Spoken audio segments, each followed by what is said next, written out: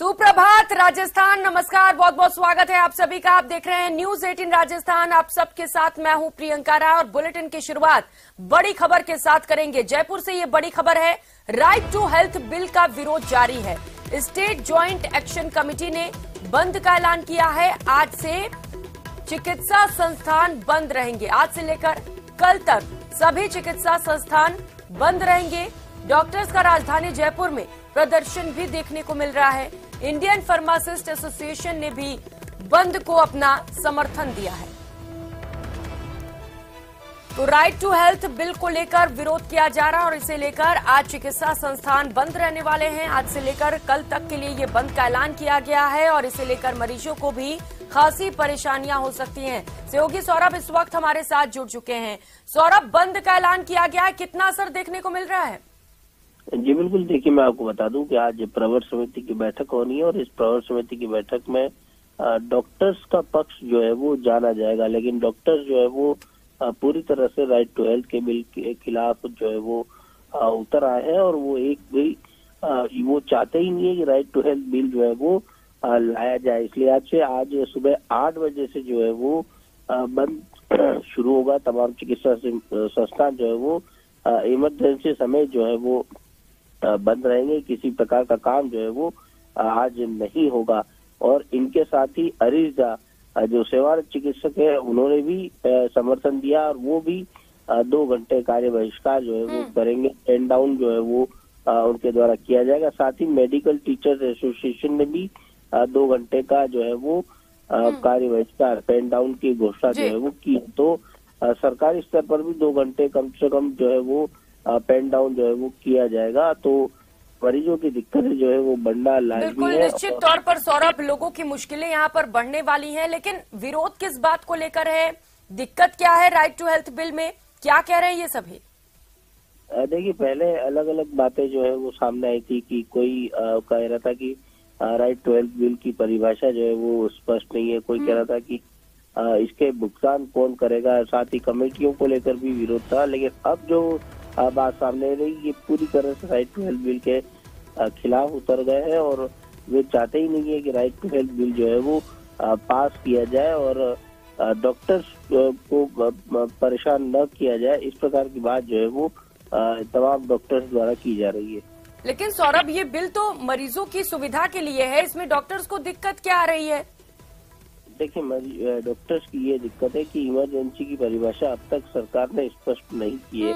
अच्छा मरीज किस अस्पताल में पहुंचता है और क्या इलाज मांगता है, और डॉक्टर्स जो है वो मान लीजिए डॉक्टर्स गायनी का डॉक्टर है और कोई कार्डियोलॉजी का मरीज आ जाए तो वो किस प्रकार से उसका इलाज करेगा। तो ये परिभाषा स्पष्ट नहीं है। कमेटियां बना दी गई है। इन तमाम चीजों का विरोध जो है वो तमाम बिल्कुल सौरभ, तो कई सारे सवाल डॉक्टर्स के मन में भी हैं और इसी को लेकर ये विरोध भी किया जा रहा है। आज बंद का ऐलान है और इसका असर मरीजों और उनके परिजनों पर भी देखने को मिलेगा। बहुत शुक्रिया आपका इन तमाम जानकारियों के लिए। और चलिए रुक कर लेते हैं इस बेचारे एक और बड़ी खबर का। बाड़मेर के पचपदरा से ये बड़ी खबर है, जहां पर भीषण सड़क हादसा हो गया है। जहां NH-25 पर 2 कारों में आमने सामने भीषण भिड़ंत हुई और हादसे में 2 लोगों की मौत हो गई। तो वहीं कुल 6 लोग घायल बताए जा रहे हैं, जिनका अस्पताल में इलाज जारी है। दरअसल 5 युवक कार में सवार होकर परीक्षा देने के लिए जोधपुर जा रहे थे, तभी सामने से आ रही कार ने टक्कर मार दी। बता दें, घायलों में 2 की हालत काफी गंभीर है, जिसके बाद दोनों को जोधपुर रेफर किया गया है। तो 2 कारों में आमने सामने भीषण टक्कर हुई और इसके बाद ये दर्दनाक हादसा हुआ है। और इस हादसे में अब तक 2 लोगों की मौत हो चुकी है। 2 लोग गंभीर रूप से घायल बताए जा रहे हैं। कुल 6 लोग इस हादसे में घायल हुए हैं, जिन्हें उपचार के लिए अस्पताल में भर्ती कराया गया है। तो कुल 5 युवक कार में सवार होकर परीक्षा देने के लिए जोधपुर जा रहे थे और इसी दौरान ये हादसे का शिकार हो गए। बताया जा रहा है कि सामने से आ रही तेज रफ्तार कार ने इनकी कार को टक्कर मार दी और इस हादसे में 2 लोगों की मौत हो गई। NH-25 पर यह हादसा हुआ है। पचपदरा की ये खबर आपको बता रहे हैं, जहां पर भीषण सड़क हादसे में 2 लोगों की मौत हो गई है। अब यह हादसा किसकी लापरवाही से हुआ, ये जांच का विषय है। इसके पीछे वजह क्या रही, ये जांच के बाद पता चल सकेगा। तो तस्वीरें आपको दिखा रहे हैं अस्पताल से, जहां पर तुरंत जो लोग घायल हुए थे उन्हें पहुंचाया गया, लगातार उपचार किया जा रहा है, लेकिन 2 लोगों की हालत काफी गंभीर बताई जा रही है। सहयोगी प्रेमदान हमारे साथ जुड़ चुके हैं। प्रेमदान, अभी घायलों की स्थिति क्या है और क्या कुछ क्लियर हो सका है? ये हादसा हुआ कैसे? देखिए, ये हादसा आमने सामने दोनों वाहनों की भिड़ंत से हुआ है और बाकी जो घायल है अभी उनकी हालत खतरे से बाहर बताई जा रही है। तो जो 4 लोग थे जो दोरीमना से परीक्षा देने के लिए जा रहे थे जोधपुर की तरफ, और ये सभी वहां जा रहे थे, तो अचानक गाड़ी की आमने सामने की भिड़ंत के बाद में इसमें 2 फंस गए, जिससे 2 लोगों की इलाज के दौरान मौत हो गई। बाकी 6 लोगों का इलाज जारी है। प्रेमदान, बताया जा रहा है कि 2 जो लोग हैं वो गंभीर रूप से घायल हैं, क्या उन्हें कहीं और रेफर किया गया है, वहीं पर इलाज किया जा रहा है? उनकी स्थिति क्या है फिलहाल? हेल्थ को लेकर अपडेट बताइएगा। देखिए, 2 लोग बाड़मेर से इनको रेफर किया गया था जोधपुर, जिनका इलाज चल रहा है, जो खतरे से अभी बाहर है। ठीक है प्रेमदान, शुक्रिया आपका इन तमाम जानकारियों के लिए।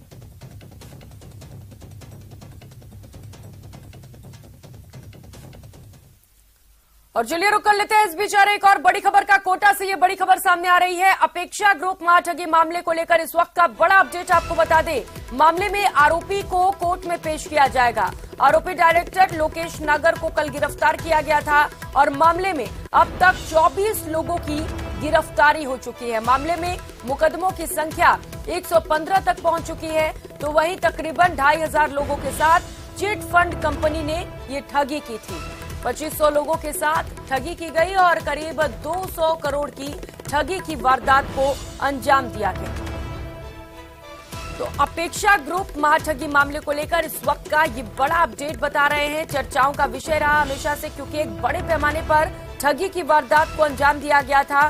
तकरीबन 2500 लोगों के साथ ठगी की गई थी। 200 करोड़ की ये ठगी थी और यही वजह है कि ये जो ठगी थी वो कई दिनों तक चर्चाओं में छाई रही, सुर्खियों में छाई रही और इसी को लेकर इस वक्त का ये बड़ा अपडेट आपको बता रहे हैं। आरोपी डायरेक्टर लोकेश नागर को गिरफ्तार किया गया था और आज कोर्ट में पेशी की जाएगी। सहयोगी ओम प्रकाश इस वक्त हमारे साथ हैं।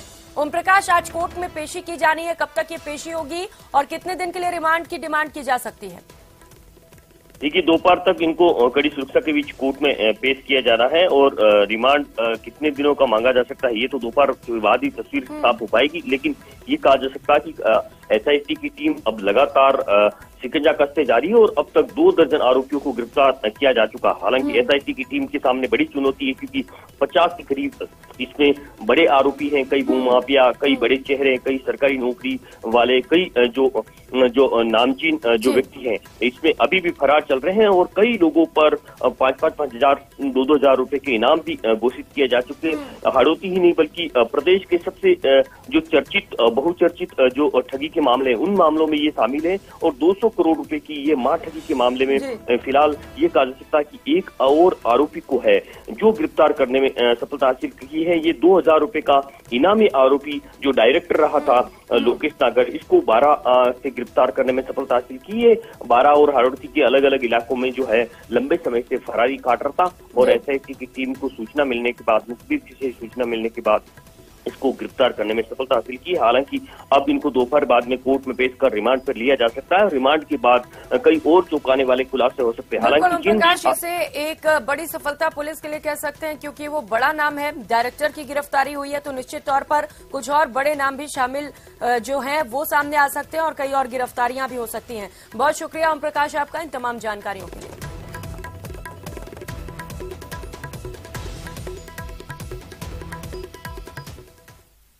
और खबर सवाई माधोपुर से है, जहां की नगरपालिका मुख्यालय बौली पर चोरों ने एटीएम चोरी की वारदात को अंजाम दिया। चोरों ने निवाई रोड स्थित एसबीआई बैंक के एटीएम उखाड़ लिए और मौके से फरार हो गए। एटीएम में लगभग 8 लाख की नकदी मौजूद थी। सूचना के बाद पुलिस की अलग अलग टीम मौके पर पहुंची और मौका मुआयना किया। फिलहाल पुलिस चोरों की तलाश में जुटी है। तो चोरी के दौरान की सीसीटीवी तस्वीरें सामने आई हैं जो इस वक्त आपको दिखा रहे हैं, जहां पर चोरों ने एटीएम की सुरक्षा पर सेंध लगाते हुए वहां पर पहुंचे और एटीएम को ही उखाड़ लिया और मौके से लेकर फरार हो गए। बताया जा रहा है तकरीबन 8 लाख रुपए इस एटीएम में थे। यहाँ आने के बाद हमने देखा कि एटीएम यहाँ से गायब है और एटीएम को यहाँ गाड़ी लग के टायरों की वो निशान बने हुए हैं और उन्होंने बांध करके फेंचा है या ऐसे उखाड़ा गया है एटीएम को। अच्छा, कितना अमाउंट था सर उसमें? 7,81,000 के लगभग। और कोटा बिल्डिंग के 10वें माले से छलांग लगाकर कोचिंग छात्रा द्वारा सुसाइड करने के मामले में नया मोड़ आ गया है। परिजनों की शिकायत पर पुलिस ने दुष्कर्म, पॉक्सो और आत्महत्या को उकसाने का मामला दर्ज किया है। परिजनों ने मां और उनके बेटे के खिलाफ मामला दर्ज करवाया है। मृतका के शव का पोस्टमार्टम कर परिजनों को सुपुर्द कर दिया गया है। मृतका के कब्जे से पुलिस ने एक सुसाइड नोट भी बरामद किया था। मृतका ने परिजनों को गुड बाय लिखा और छलांग लगा ली।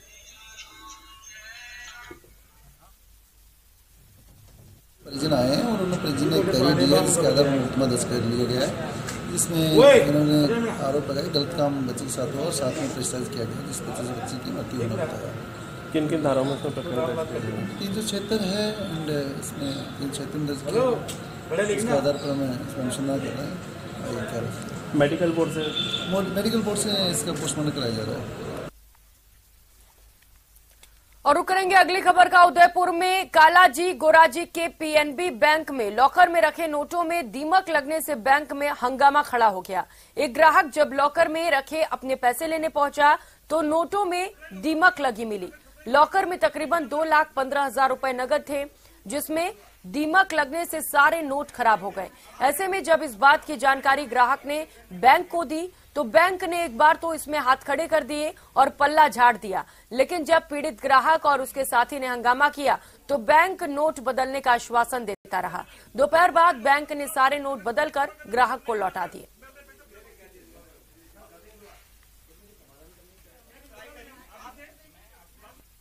जी, मेरा नाम मनोज लोढ़ा है। मैं कल अपनी दीदी सुनीता मेहता, जिन्हें रेखा मेहता के नाम से भी जानते हैं, उनके साथ अपना लॉकर ऑपरेट करने आया था। दीदी का और मेरा दोनों का लॉकर अलग अलग है। मैंने अपना लॉकर ऑपरेट किया और उसके बाद वापस उसे बंद कर दिया। दीदी ने जैसे ही अपना लॉकर ऑपरेट किया वो एकदम शॉक हो गई कि पूरे लॉकर के अंदर दीमक लगी हुई थी। और खबरों में आगे बढ़ते हुए प्रधानमंत्री नरेंद्र मोदी कल दौसा आएंगे। दिल्ली मुंबई एक्सप्रेसवे के प्रथम चरण का उद्घाटन किया जाएगा। देश के सबसे बड़े 8 लेन के एक्सप्रेसवे का कल उद्घाटन होने वाला है और तकरीबन 247 किलोमीटर का फेज कल से शुरू होगा। प्रधानमंत्री नरेंद्र मोदी धनावड़ में जनसभा को भी संबोधित करेंगे। जनसभा स्थल पर एग्जीबिशन का भी अवलोकन किया जाएगा। हरियाणा के सोहना से दौसा के बड़का पाड़ा तक ये एक्सप्रेसवे की शुरुआत हो रही है। केंद्रीय मंत्री नितिन गडकरी, मुख्यमंत्री अशोक गहलोत भी उस दौरान प्रधानमंत्री नरेंद्र मोदी के साथ मौजूद रहेंगे और हरियाणा के सीएम मनोहर लाल खट्टर भी मौजूद रहेंगे। आशीष, कल प्रधानमंत्री नरेंद्र मोदी पहुंच रहे हैं दौसा, क्या कुछ तैयारियां इसे लेकर? बिल्कुल, तैयारियों को लगभग अंतिम रूप दिया जा रहा है और जो मंच है, डोम आदि लगा दिए गए हैं, मंच भी पूरी तरह सजा दिया गया है। अब इंतजार है प्रधानमंत्री नरेंद्र मोदी के दौसा आने की। दौसा जैसे ही प्रधानमंत्री नरेंद्र मोदी आएंगे उसके बाद में देश को दिल्ली मुंबई एक्सप्रेसवे की सौगात ये मिल जाएगी, क्योंकि देश का सबसे बड़ा एक्सप्रेसवे ये बनकर तैयार है और इसे 8 लेन का एक्सप्रेसवे है। फिलहाल प्रथम चरण की बात करें तो हरियाणा के सोना से दौसा के बड़कापाड़ा एक गाँव है, वहां तक ये एक्सप्रेसवे बनकर तैयार है।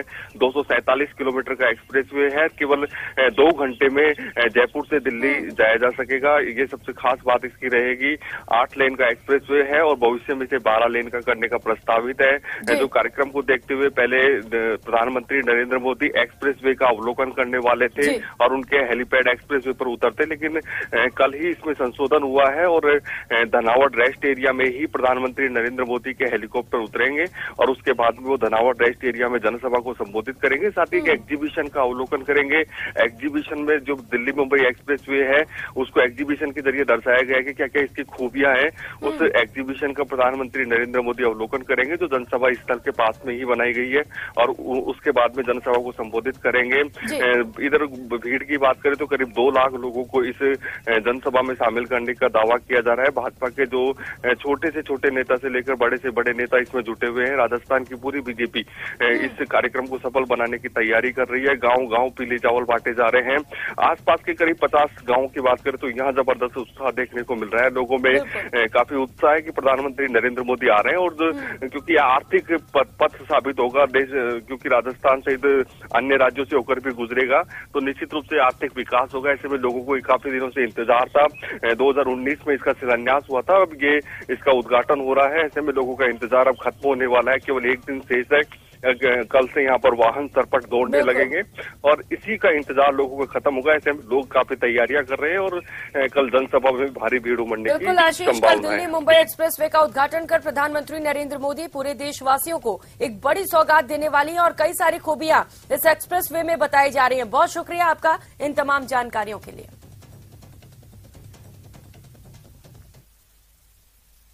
पहले गलत भाषण, फिर बड़े विवाद और इसके बाद सबसे लंबे बजट भाषण के साथ, रिकॉर्ड के साथ राजस्थान के साल 2023-24 के बजट में वो सभी बातें थी जो चुनावी साल के बजट में हो सकती थी, यानी बचत, राहत और बढ़त के फॉर्मूले पर हर वर्ग को कुछ न कुछ सौगात। ये रिपोर्ट देखिए।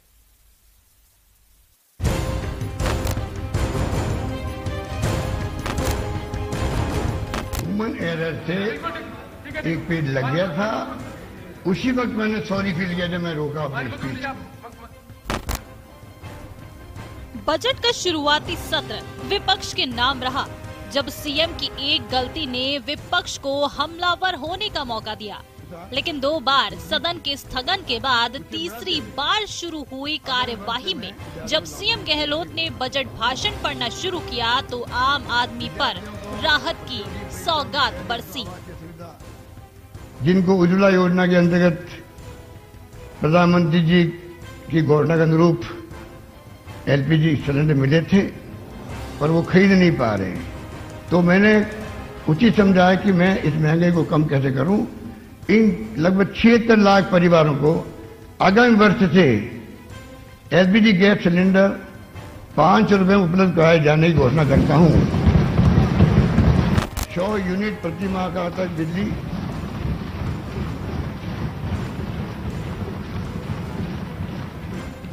बिजली का उपभोग करने वाले उपभोक्ताओं को निःशुल्क बिजली देने की घोषणा करता हूं। महंगाई से त्रस्त आम आदमी को राहत देते हुए गहलोत सरकार ने चुनावी साल में 76 लाख परिवारों को 500 रुपए में एलपीजी सिलेंडर देने का ऐलान किया। इस पर राज्य सरकार 1000 करोड़ रुपए खर्च करेगी। वहीं फ्री बिजली का दायरा बढ़ाते हुए सरकार ने 50 यूनिट से 100 यूनिट कर दिया है। इसका लाभ 1 करोड़ 4 लाख घरों को मिलेगा। अशोक गहलोत ने नेशनल फूड सिक्योरिटी एक्ट के तहत 1 करोड़ परिवारों को निःशुल्क राशन देने की घोषणा की है। अन्नपूर्णा फूड राशन किट में 1-1 किलो दाल, चीनी, नमक, खाद्य तेल और गर्म मसाले भी मिलेंगे। ये हमारे लिए गर्व का विषय है कि जहाँ एक और अमेरिका जैसे विकसित देश में भी ओबामा हेल्थ केयर योजना पूरी तरह सफल नहीं हो सकी, वही हमारी सरकार की चिरंजीवी योजना सही मायने में जीवनदायिनी साबित हुई है। माननीय सदस्यों के साथ साथ प्रदेशवासियों को जानकर प्रसन्नता होगी कि अब मैं आगामी वर्ष से मुख्यमंत्री चिरंजीवी स्वास्थ्य बीमा योजना में प्रति परिवार बीमा राशि 10 लाख से बढ़ा के 25 लाख करने की घोषणा करता हूँ। राजस्थान में सरकार चिरंजीवी स्वास्थ्य बीमा योजना का दायरा बढ़ा दिया गया है। इस योजना के तहत अब सरकार ने 10 लाख की जगह 25 लाख रुपए तक का मेडिक्लेम उपलब्ध करवाने की घोषणा की है।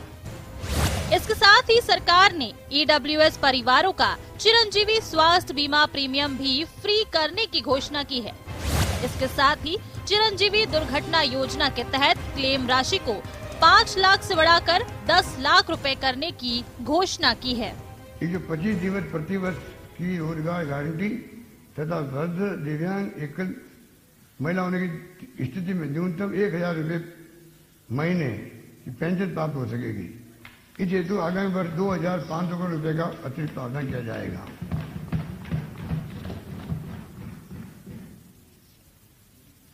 अतिरिक्त व्यय किया जाना पड़ता है। तो इस प्रकार महात्मा गांधी ग्रामीण रोजगार गारंटी योजना में 100 दिवस पूर्ण करने वाले परिवारों को अब राजस्थान में स्थायी रूप से 25 दिवस का अतिरिक्त रोजगार कथोड़ी सहरिया विशेष योगजन को भी स्थायी रूप से 100 दिवस के स्थान पर 200 रुपये रोजगार मिल सकेगा हमेशा के लिए। सीएम ने बजट में सोशल सिक्योरिटी के लिए कानून लाने की घोषणा Mahatma Gandhi minimum income guarantee योजना के तहत की। इस योजना में 125 दिन के गारंटेड रोजगार के साथ जॉब नहीं मिलने पर हर परिवार को 1000 रुपए महीना पेंशन का प्रावधान किया है। सामाजिक सुरक्षा योजना के तहत 75 साल तक के 77 लाख लोगों को कम से कम 1000 रुपए प्रति माह पेंशन मिलेगी। वहीं कोरोना महामारी से अनाथ हुए बच्चों को लेकर भी सरकार ने बड़ा ऐलान किया है। अब ऐसे पात्र बच्चों को सरकारी नौकरी मिलेगी। हम सबको विदित है कि कोरोना के कारण विधवाओं तथा अनाथ बच्चों के लिए घोषित सहायता पैकेज मुख्यमंत्री कोरोना सहायता योजना की सर्वत्र प्रशंसा हुई देश के अंदर। इसके अंतर्गत अनाथ बच्चों को 1 लाख रुपए की मुश्त 18 वर्ष की उम्र का तक प्रति माह 2005 रुपए, 18 वर्ष की आयु होने पर 5 लाख की सहायता दे है। अब मैं सदन को जान के प्रसन्नता होगी कि मैं कोरोना के कारण अनाथ हुए बालक बालिकाओं को वयस्क होने पर सरकारी नौकरी देने की घोषणा करता हूँ। कर्मचारी कल्याण के तहत सरकार ने ओल्ड पेंशन स्कीम का दायरा सभी बोर्ड, निगमों, यूनिवर्सिटी के कर्मचारियों तक बढ़ा दिया है। सरकार के ओपीएस का दायरा बढ़ाने से करीब 1 लाख कर्मचारियों को इसका फायदा होगा। वहीं संविदा कर्मचारियों की झोली भी सीएम ने खाली नहीं छोड़ी। कॉन्ट्रैक्ट सर्विस रूल्स में संविदा कर्मचारियों का अब पहले का एक्सपीरियंस गिने जाने का ऐलान किया। संविदा कर्मचारियों को पुराने अनुभव का लाभ मिलने पर 2 लाख संविदा कर्मचारियों को फायदा होगा। आम आदमी को सीधे फायदा देने के साथ ही मुख्यमंत्री गहलोत ने जहां अपने बजट भाषण में महिलाओं की सुरक्षा और विकास को तवज्जो दी है, तो युवाओं के रोजगार और स्किल डेवलपमेंट को लेकर भी काफी उम्मीदें जगाई हैं। तो किसानों को भी बजट से काफी कुछ देने की कोशिश की है।